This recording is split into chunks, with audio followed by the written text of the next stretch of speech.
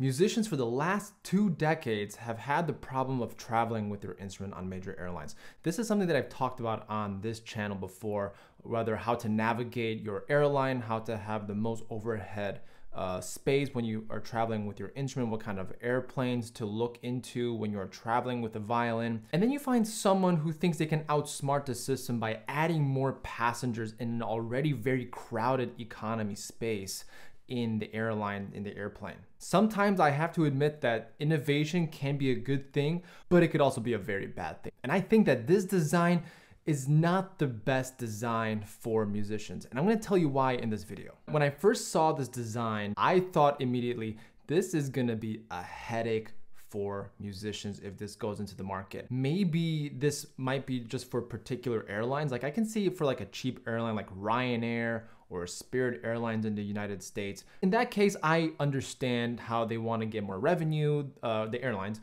want to get more revenue and they want to have more passengers, more heads, but also try to come up with a solution with more legroom in economy. But where am I going to put my violin in this double decker? How are the overhead bins going to work? If I put the overhead bin down, will my head hit the overhead bin if I'm sitting on the top of the double decker economy class?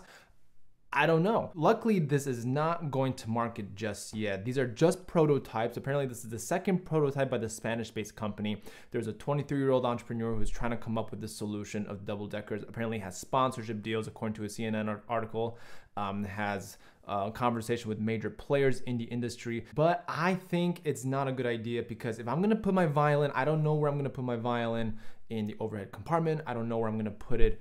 Am I gonna put it like underneath my seat, and I don't know how this is all going to work. And looking at this design right now, I feel like this layout is going to be only available in the middle of the plane. I mean, I highly doubt that it's going to be on the exterior aisles, like on the left side of the plane and the right side of the plane on big, large body airplanes like a 777 Boeing. Sometimes I like researching these kinds of airplanes, and usually like a wide body Airbus or a Boeing airplane have like the wide bodies to accommodate more passengers.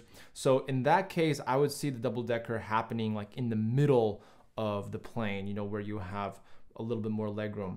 And maybe this is going to be another restricted area where musicians can no longer sit in the middle aisles. They have to sit either on the left side of the plane or the right side of the plane. And that really starts to constrict where we're able to sit. There are cellists out there that pay thousands of dollars to fly international, you know, they pay for a seat because they have an instrument that is absolutely priceless and they don't want to check it in. So they end up buying a seat, and there are regulations on how to do that. And it cannot, like the cello cannot go into an aisle seat. It has to be near a window seat for emergency evacuation purposes. There are laws in the US that actually protect instrumentalists going on board with your instrument, and I'm going to leave some links down in the description below, in the YouTube description below, so that you understand. You can click the link and kind of read that on your own if you are traveling with your instrument for the first time. Time and time again, I see a lot of things in the news regarding the violin not being accommodated on board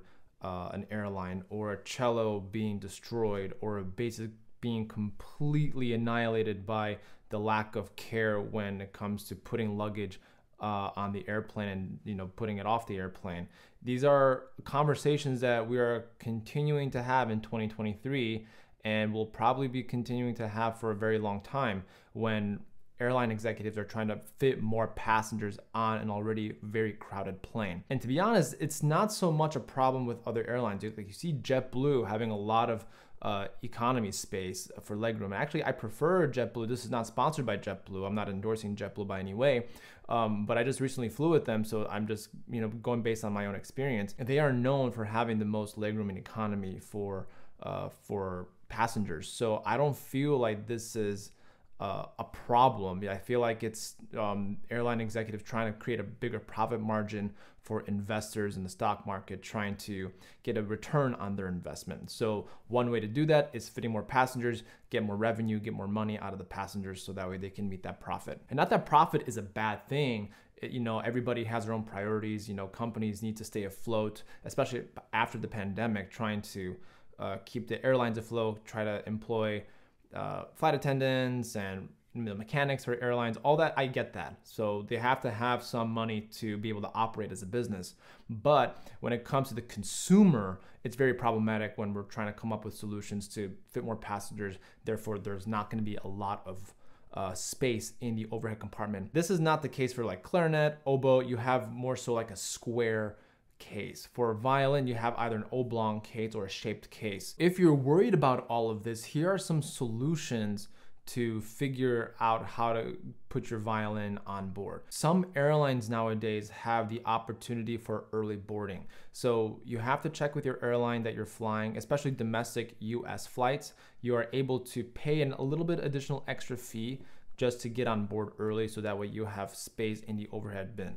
That's one really solid choice for you to do. It's kind of a pain in the neck because you do have to pay whatever the fee is, but at least you have the peace of mind knowing that your violin is going to fit in the overhead bin. That is the case if you bought a very cheap economy flight and you want to pay extra for that overhead bin. But if you're willing to shell out more money for a bigger seat and more legroom, then obviously you're going to have an earlier boarding group, so you have more space in the overhead bin, so you don't have to worry about that. And typically when you're flying first class, business class, you usually don't have this problem.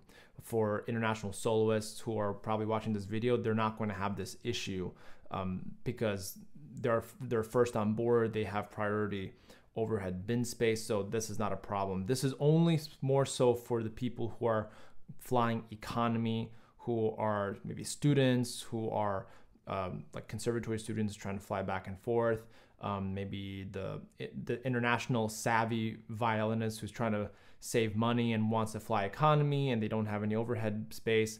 All of those things are worth considering. But I want to get your opinion on this design. Do you like it? Do you hate it? If you're a musician, comment down below, and I want to get your take on this. And if you're looking for more solutions to fly with your instrument, I recommend this video on the channel.